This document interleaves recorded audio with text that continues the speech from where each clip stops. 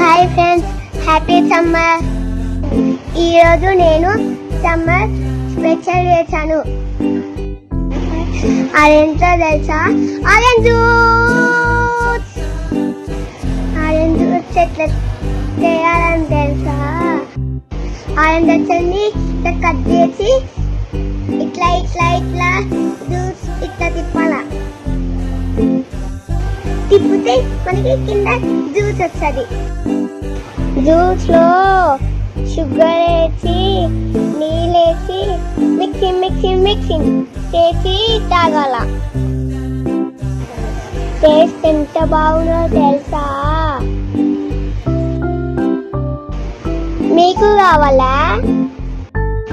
అయితే మా ఇంటి దాన్ని నేనే తయారు చేసి మీకు ఇస్తా.